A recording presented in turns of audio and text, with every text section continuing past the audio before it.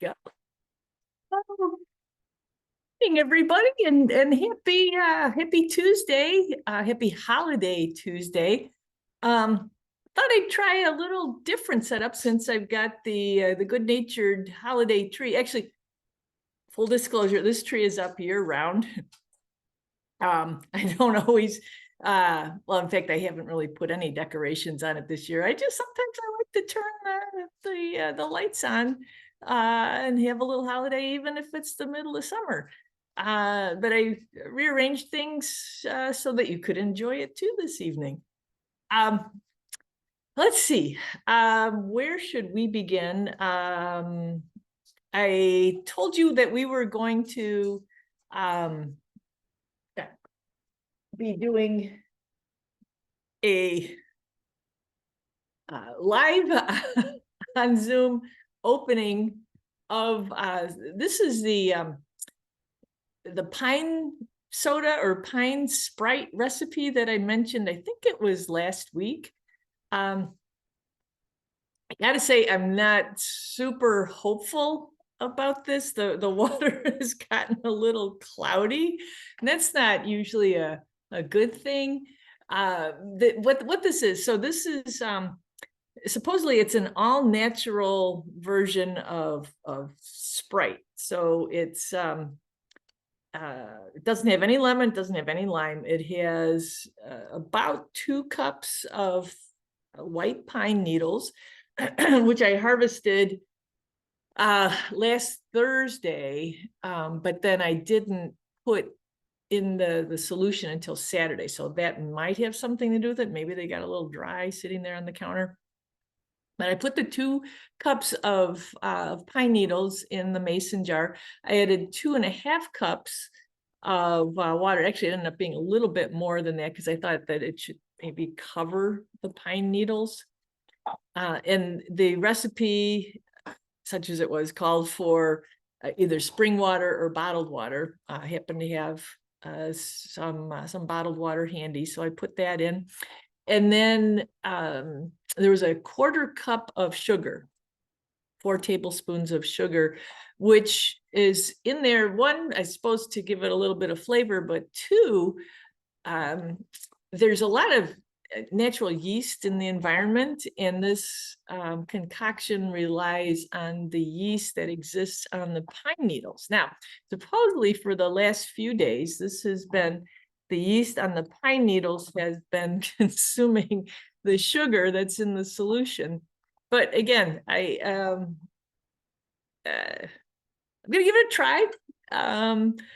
Depending on how it goes, we might recommend it, we might not, we might try again another week. All right, so no reassuring of sound of built up carbonation, but I also haven't pried the lid off yet. Oh, tech support puppy is here to yeah, he doesn't want to try it either. All right, so let's listen. Nothing. Nope. Whoop. Hold on, there's 2 here. Still nothing. Here it is. And for you, dear good nature fans, I'm gonna take a sip. Let's see what it So it doesn't really smell that much like pine either. It smells sort of like maybe pine gone wrong. I don't know. Let's see what it tastes like.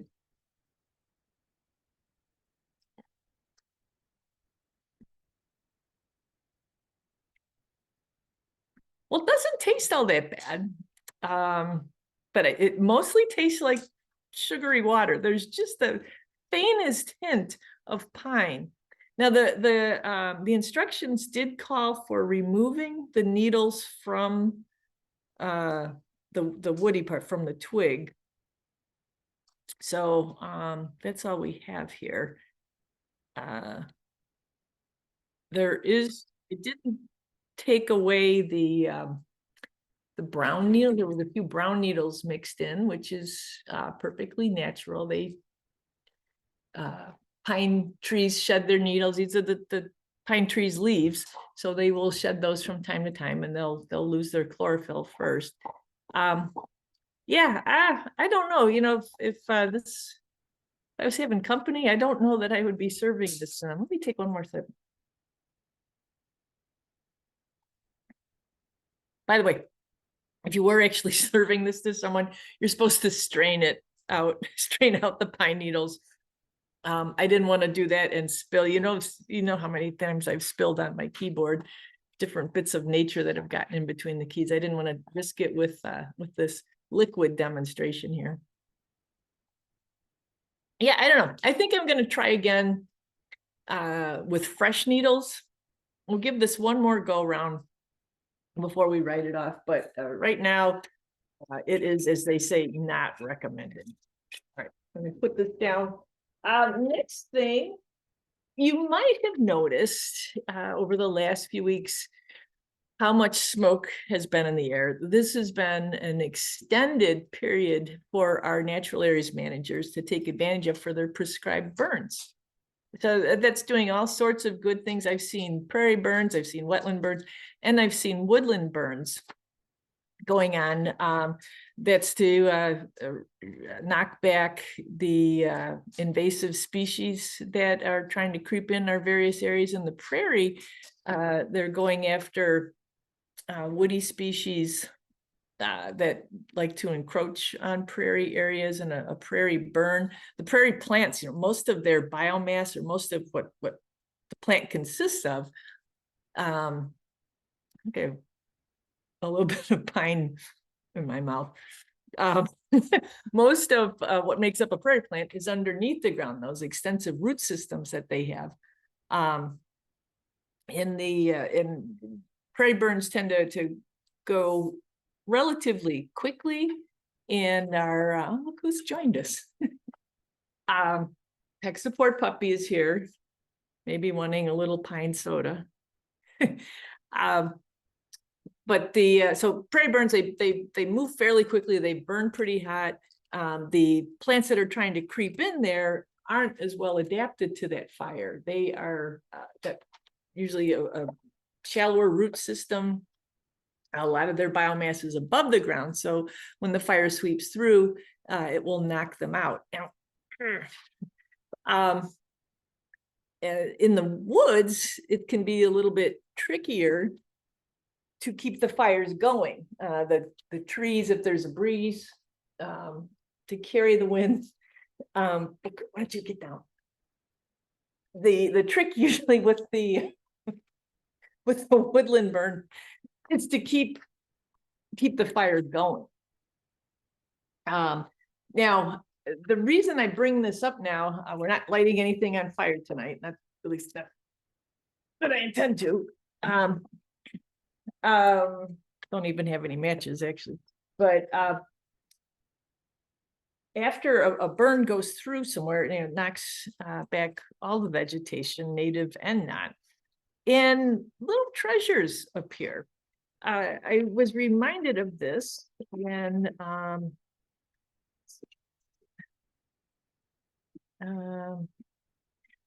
this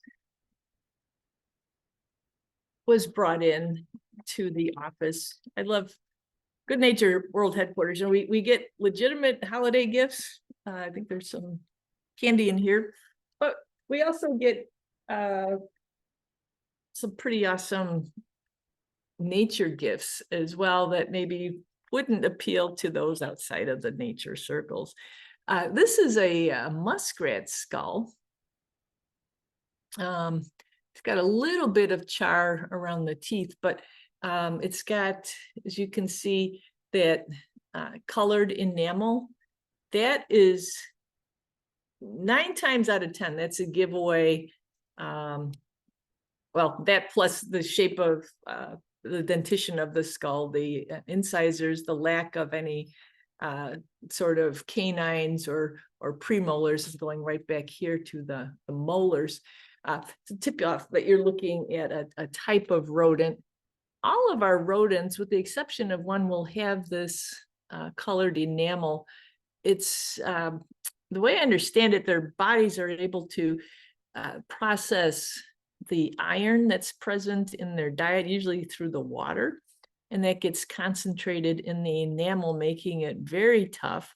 And then it actually then helps the teeth to sort of self-sharpen, because the dentin on the back of the teeth isn't quite as hard.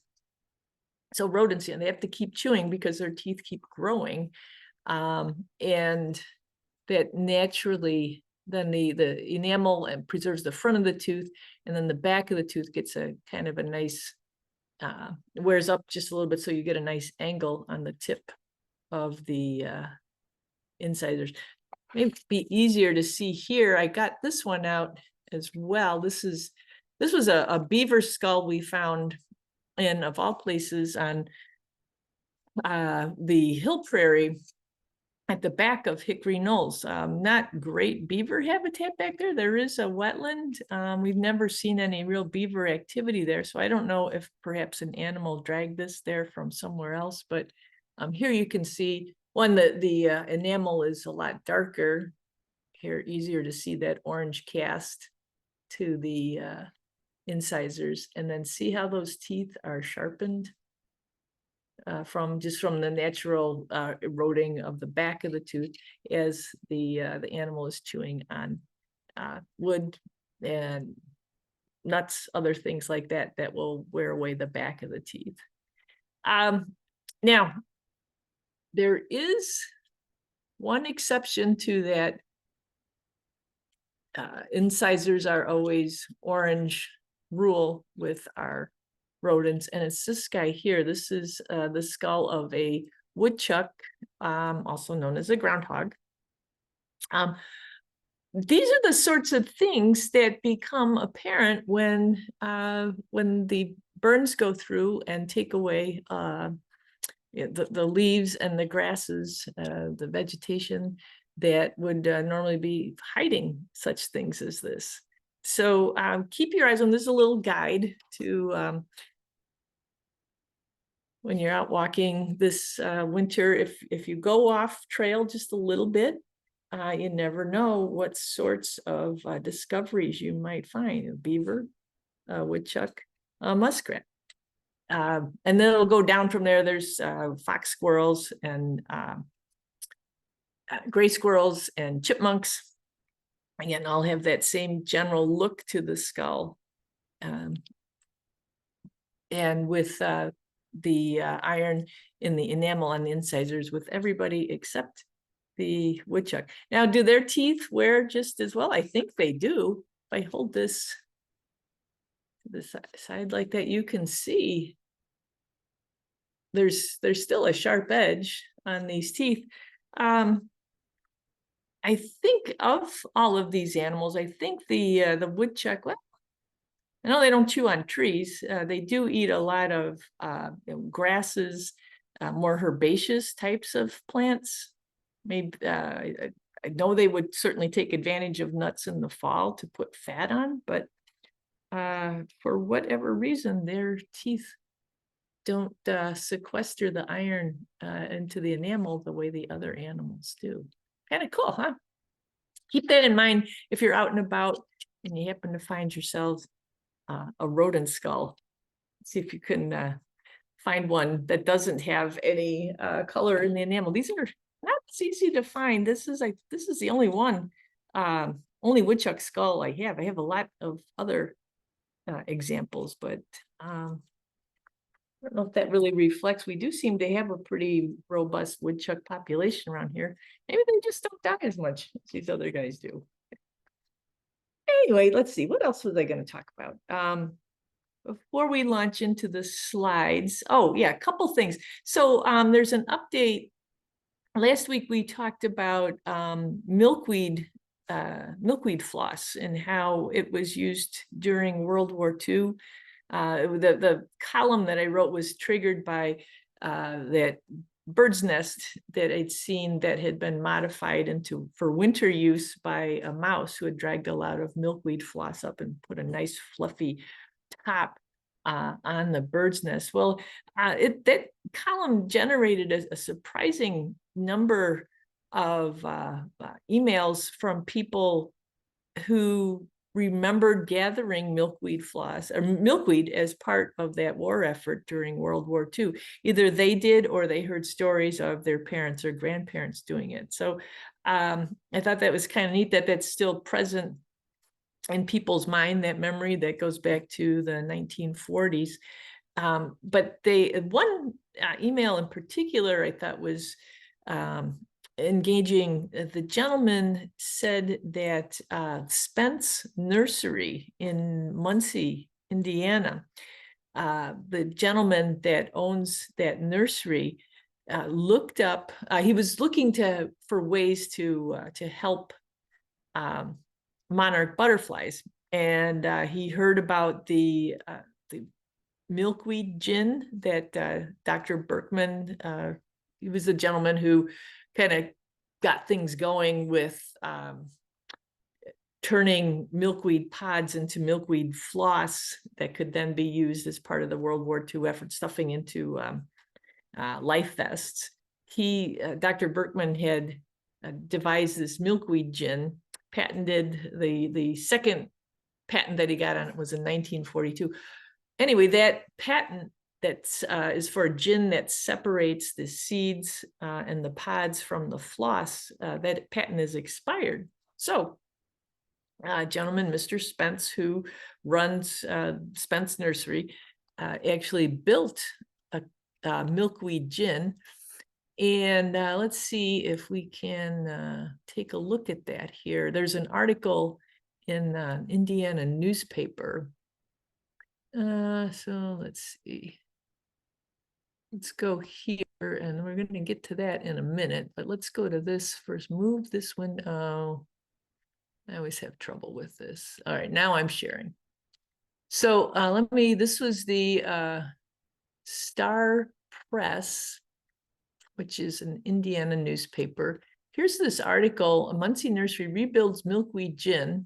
So here's Doug Spence, who operates Spence. Is it Spence Nursery? Spence Restoration Nursery. Tells about how he was inspired. This was during the pandemic, inspired to help monarchs over Earth Day. There's a brief recap there of milkweed and the milkweed gin that operated in Petoskey, Michigan. Well, here it is. This is what the machine looks like that he built. You put the milkweed pods in one end, and you get the floss and the seeds separated out at the other. I thought it was kind of funny. So it says it includes a hopper, roller, beater, paddle, screen, spinning drum, a negative air chamber, a cyclone, and a bag. But he says, this thing is made out of, and then he pauses, well, you don't buy any of these parts. It's made from other components that we had. And he got some help from some other local businesses, but I'm not exactly sure about the thermally modified yellow poplar, but it's all designed to separate the seeds, which is what his primary interest was, from the floss. But then I was curious, did they actually use the floss? And it doesn't sound like, at least at the time. Now, this article is it's 3.5 years old. It says, the floss is a potential source of hypoallergenic filler for pillows, comforters, and jacket linings. Now, these are some of the aspirations that Dr. Berkman had when he was doing his milkweed research back in the 1930s. He had all kinds of uses for milkweed floss. And I kind of wonder, now that milkweed is back in the spotlight because of its connection with monarchs and how monarch caterpillars have to eat milkweed or they won't survive. I wonder if that's going to open up some opportunities for these other products that milkweed produces. If maybe there'll be a resurgence of products using milkweed floss. Maybe there's a potential, investment opportunity out there. Who knows?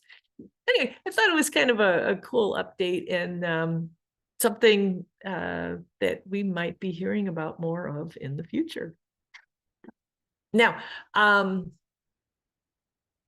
let's see. So this next little item, Susie, I have to thank you for this because you had sent me this link a couple of weeks ago, and this is a really well done and very informative webinar that was offered through U of I Extension. It was with a woman named Dr. Joyce O'Keefe, who is kind of our ranking bat expert here in Illinois. She and her students are looking at all sorts of impacts to bats these days.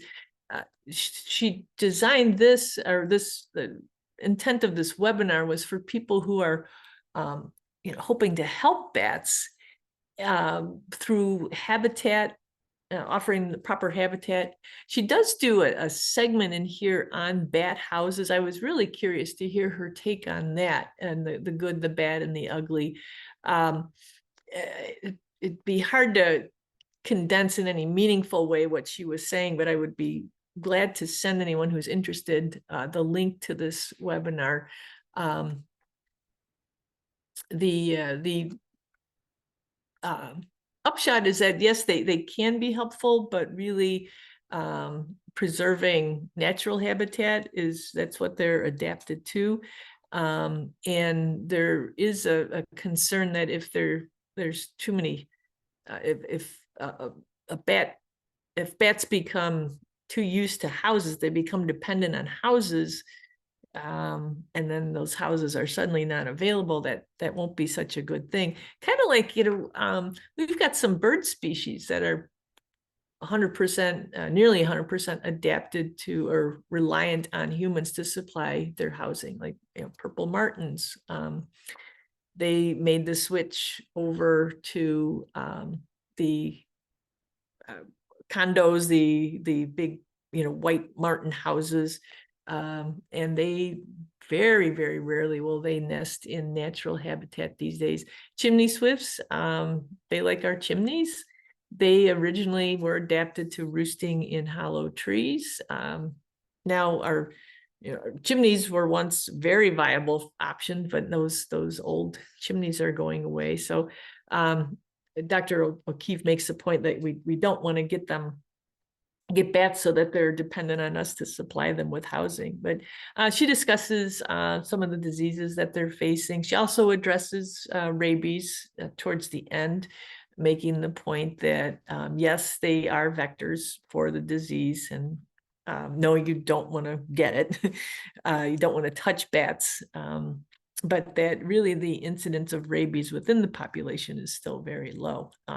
There's 13 different species that are present. Some are year-round species here in Illinois, some are migratory through here, but it's really interesting. So if you would like the link, just let me know in the chats, or shoot me an email, do a response to tonight's invite, and I'll send you the link to that. At the end, she also mentioned her website, which is kind of a repository for the information that they're collecting. Some of us, I know, participate or help out with people who are monitoring bats and roosts. And this is another good and not hyper local. It's not just Kane County, but it does have a lot of good information about bats here in Illinois, as well as in the Midwest. So most of our bats are hibernating right now. Some of us might have bats hibernating in our houses. That's become sort of a thing here in suburbia. If there's accessibility into attics, sometimes we'll end up with bats, and some of them do stay there year round. So if you've got questions about that, sounds like Dr. O'Keefe is also very accessible. If you want to shoot her an email, you can do that. But two things about bats that had come across the desk that I thought y'all might be interested in. Let's see.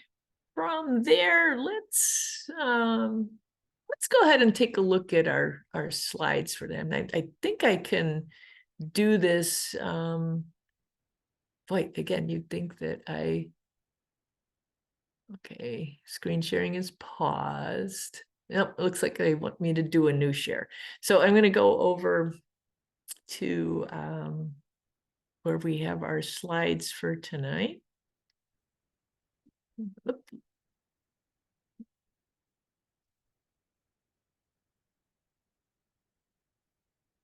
Ah. All right. So Wallace thought we'd stop by the chats here since there was a few. Wallace has a great inspiration. And it's funny you should say that, Wallace. I'm going to take the camera off here for just a second. Actually, I'll be right back.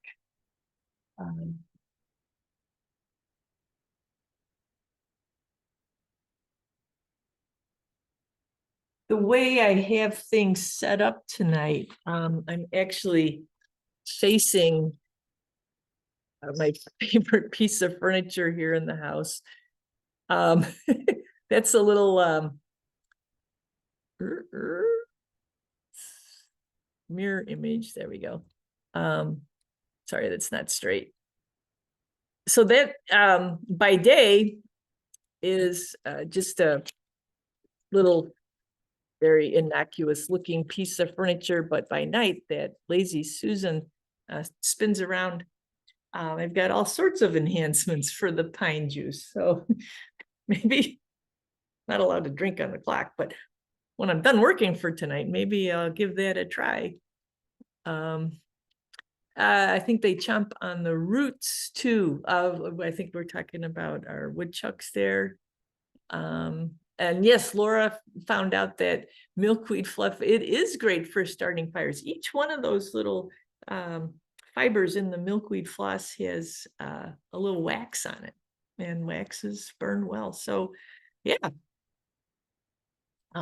way to go on that, Laura. That was at our flashlight candy cane hike that was hosted last Friday night out at Hickory Knolls, where the police showed up. Not sirens, screaming, then no guns were drawn or anything, but apparently one of the neighbors had noticed activity at the picnic shelter at Hickory Knolls. What was funny was the police didn't show up till after 7:30, well after the event was over. So 200 people had come out to hike the trail at night and enjoy some hot chocolate and candy. It wasn't until everybody left that somebody thought, oh, I better have the police go over there and see what's going on at the picnic pavilion. Where he did ask, he said, does the park district know you guys are here? So we were happy to tell him that we actually are the park district. But yeah, we had a nice roaring fire going courtesy of the milkweed. All right, so let's try this share again.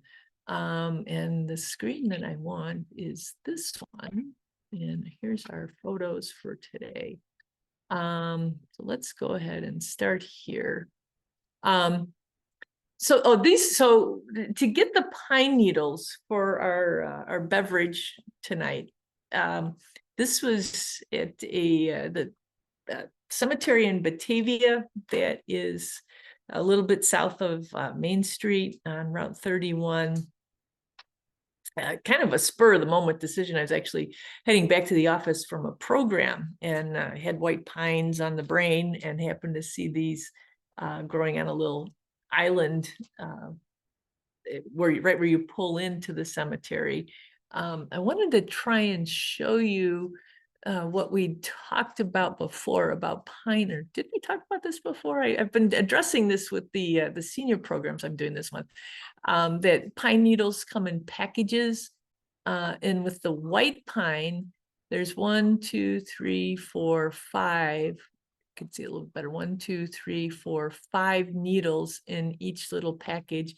It's easy to remember. It's the only pine tree around here with 5 needles in the package, and 2, it's a white pine. White has 5 letters, WHITE. 1, 2, 3, 4, 5. So in case you're thinking about trying this yourself, I just, and it turns out these, I clipped this off up here at the juncture with the rest of the twig. I clipped this twig off, and then these pine needles actually pulled off really easily. Now, maybe it was because I picked it one day and didn't harvest the needles for until 2 days later, but there was also a couple of City of Batavia trucks parked right over here. Hopefully I didn't violate any collecting laws that they might have in place there at the cemetery. But anyway, keeping with this plant theme, look at what happened to our friend Ryan. And Ryan is he's the head of our ecological restoration team. He and I had a meeting the other day, and he sat down, he took his jacket off and pulled his sleeves up. And at first I thought, wow, you know, I've never noticed that Ryan has quite a mark on his arm. And then he kind of made a comment about it, and then he scratched it a little bit. This is a winter poison ivy rash. So, you know, we tend to think of poison ivy as being something that we get in the summertime when the leaves are out. We accidentally walk through it or brush up against it. Well, it can also happen in winter, and given Ryan's line of work, he thought that he was immune to it. There is a segment of the population that does not react to the chemical that's in the oils that are in the plant. It's called urushiol oil, and it does trigger an allergic reaction in, I think, I'd always heard 2 out of 3 people are allergic. I've also heard, though, that, and I think this is something that's still being studied, but because we have more carbon dioxide in the air, that is something that is stimulating a lot more vigorous growth in ivies and vines. And I don't know why it's not stimulating vigorous growth in other plants too, or maybe it is, maybe it's, you know, across the board, but I've heard it as it specifically relates to ivies. People have said, oh yeah, you know, poison ivy is getting much more potent because of the carbon dioxide in the air. Don't know if that has anything to do with happened to Ryan. What he said happened, how he got this was they were cutting vines, and he was carrying you know, load of vines in his arms because things are still, we just haven't had winter yet. I know it's not officially winter until the solstice, which is in a couple of days, but he said these vines were just dripping fluid, and the fluid soaked his shirt sleeves and then went into his skin. So he is, he's putting an ointment on there, and it does look much better. This was a few days ago. Yeah, I talked to him today. It is doing much better, but I thought it might be good just as a little reminder, should you be out cutting vines, or even just you know, walking amongst trees, maybe hugging a tree, this is what you want to avoid. This is the hairy vine of the poison ivy plant. We zoom in here, you can see these fine hairs. That's what helps the tree attach, the vine attached to the tree. And it didn't zoom in very well.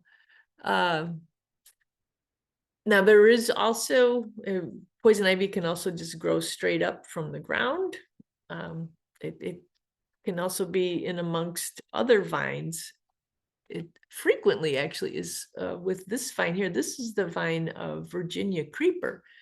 Similar method of attachment, but much broader little, I don't know if these are called rootlets. I don't know the proper botanical term for them, but I don't know that there's anything in Virginia creeper. I've never met anyone who's reacted to Virginia creeper. One time, once a very long time ago, when I worked at Red Oak, a gentleman came in and said that he was cutting vines and he'd had a reaction to Virginia creeper. I sort of suspected then, and I kind of still think now, that maybe there was poison ivy intertwined with his Virginia creeper, because that's very common. But if you're around trees, don't forget, even though it's wintertime, that if the tree happens to have a hairy vine, you don't want to touch it, because those oils can still get you, even though it's winter. All right, so this was a picture I took as we were getting ready for the WGN segment that we ended up doing yesterday as opposed to last Friday. And it caught my eye. This is not crafting glue gone astray. That's actually a little home that was vacated. Let's see if we can zoom in here. I wish I knew who made it. It's silk, so it might have been a spider. It doesn't really look like a spider's lair. It looks like there's too much silk there for it to be a hiding place for a spider. It also doesn't look like it was opened up like an egg sac opened up. It looks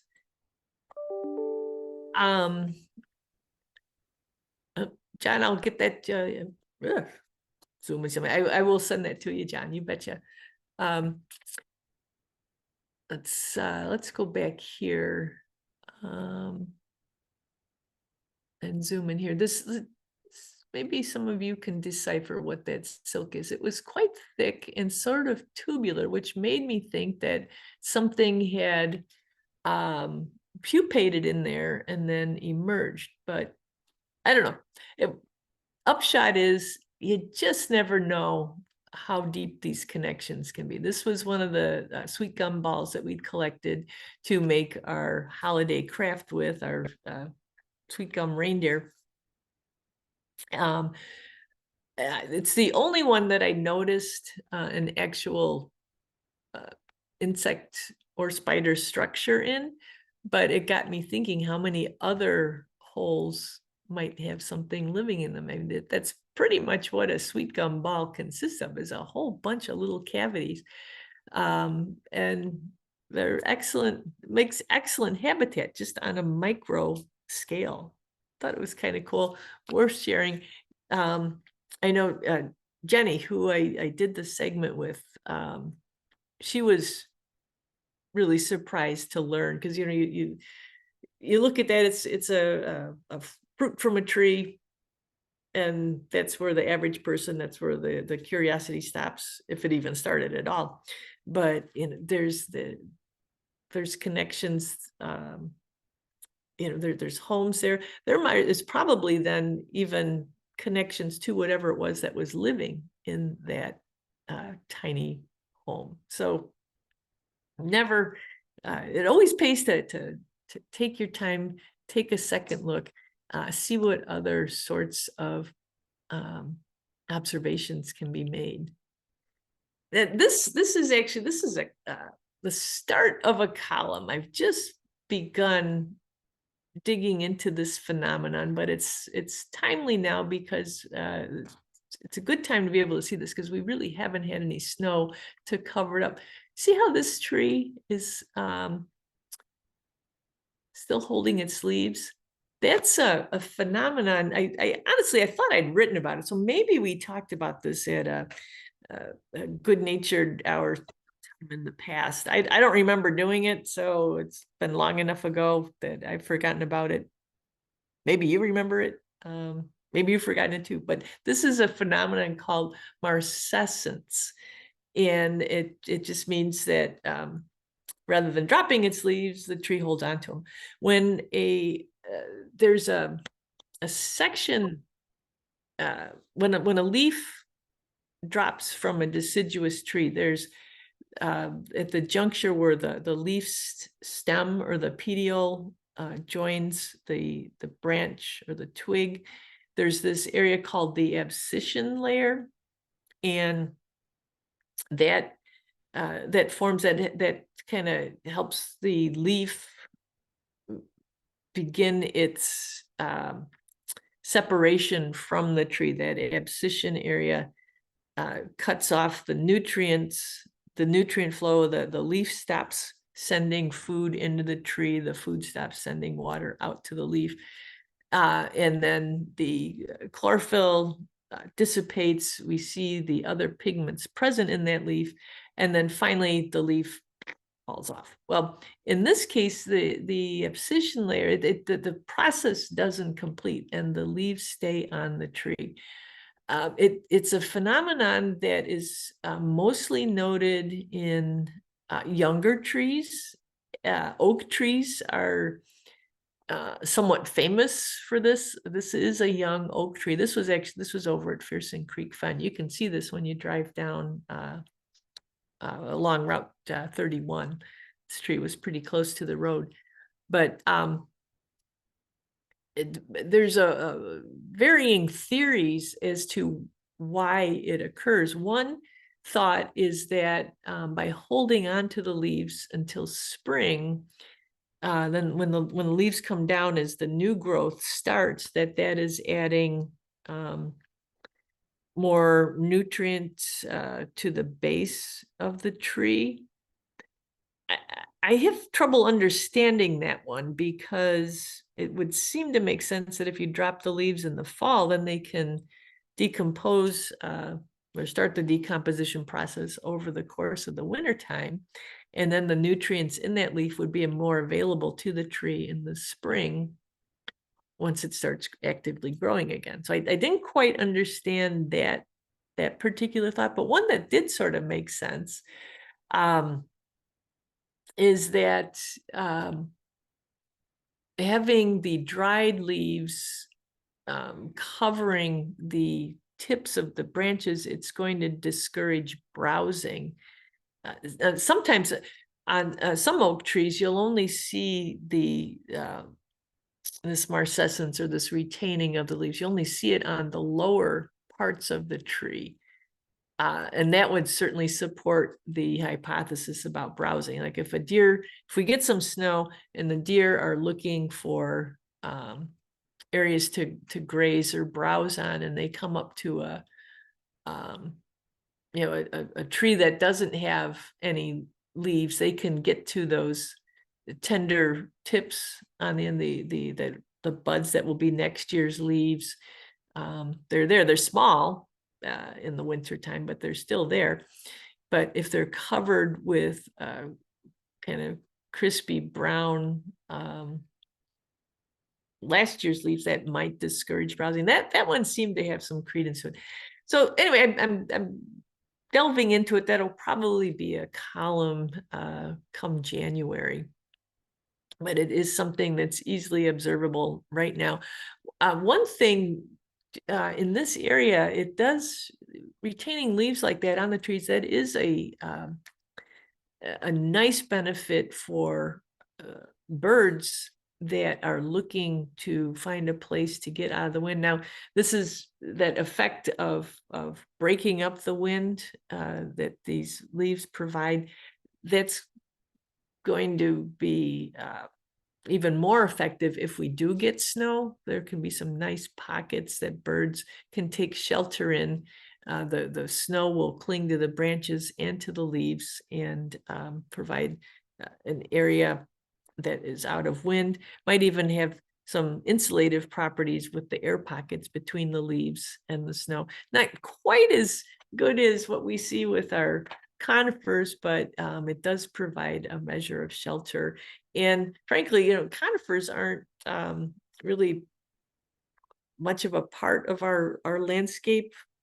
Most of the evergreens that we see have been planted here, either as windbreaks or as part of a landscaping plan. But I know a lot of wildlife does take shelter in those conifers, but this would be the truly native source of shelter for birds in winter, is leaves, trees that retain their leaves. the process of Marcescence. So I said, we'll be taking a deeper look at that, maybe when I get that column finished sometime in the next few weeks. And then I wanted to wrap up tonight with just a little shameless promotion on we are, and before I forget, one more reminder, we are not meeting next Tuesday night. There is no Zoom. That's the day after Christmas. Enjoy it. Either enjoy the quiet that comes after a holiday, or if your celebrations are still continuing, rock on. But this event is on New Year's Day. This is the Kendall County New Year's Day hike, and this is a tradition. It's been going on for over 50 years. I actually worked sort of with the one of the gentlemen who founded it, Del Legao. He was a scout leader in Kendall County, and he started this tradition of going out on New Year's Day.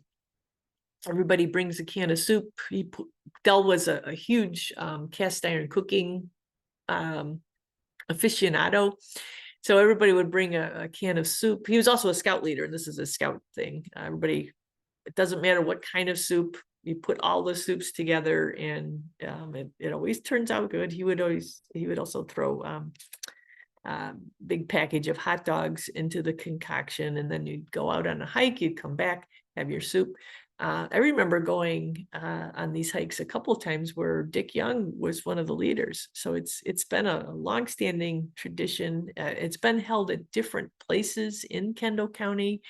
The Forest Preserve named after Mr. Young, the Dick Young Forest Preserve on Route 71.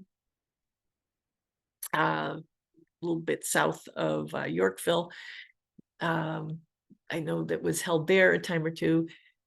This one is being held at the Hoover Forest Preserve, which is a County Forest Preserve on Fox Road. It's west of town. You go on Route 47, you go over the Fox River Bridge through downtown, and then it's the first stoplight there. You make a right. And it would be fantastic if anybody would like to join us. It says now the price of admission has gone up, with inflation and all. It's not just a can of soup anymore. They're asking for 4 cans of soup, but that's because this is then donated to the Kendall County Food Pantry. Last year, there were over, let's see, was it 400 cans of soup that were donated? There was a lot of soup, and it doesn't have to be cans either. People are bringing cartons as well. But whenever your preferred soup container is, they will welcome any and all donations. It's a pretty well attended event. And Hoover, it's a really special preserve. It's a former Boy Scout camp. It's right on the Fox River. There's usually an eagle or two that can be spotted along the river. The site also has pileated woodpeckers. One was just seen there, I think, day before yesterday. You never know what you're going to see. All the other things that live in forest preserves are there too, the deer and whatnot. So I'll be leading one of the hikes. They usually have a big enough group that there will be multiple hikes occurring. But if you're not doing anything on New Year's Day, the hike starts at 10:30. Make your way out to Hoover. It would be fantastic to see some familiar faces. With that, let's stop the share here. And I'll turn it over to you guys. Does anybody have anything for the, I got a little drippy nose. Anybody have anything for the good of the group? If not, I much appreciate your tuning in. Wallace, I appreciate the beverage enhancement suggestion. I might give that a try. Who are we kidding? I am going to give that a try once we're done here. Everybody have a happy and healthy holiday, and we will reconvene here. Let's see, that will be on Tuesday, January 2nd. Merry Christmas, everybody. Happy New Merry Christmas. Merry Christmas. and Happy New Year. Woo! So fun, everybody. Merry Yeehaw. Christmas, Pam. Merry Christmas, Pam. Merry Christmas. See Ho, you ho, next ho. year. Yeah. Ho, ho, ho. Right, buddy? All right.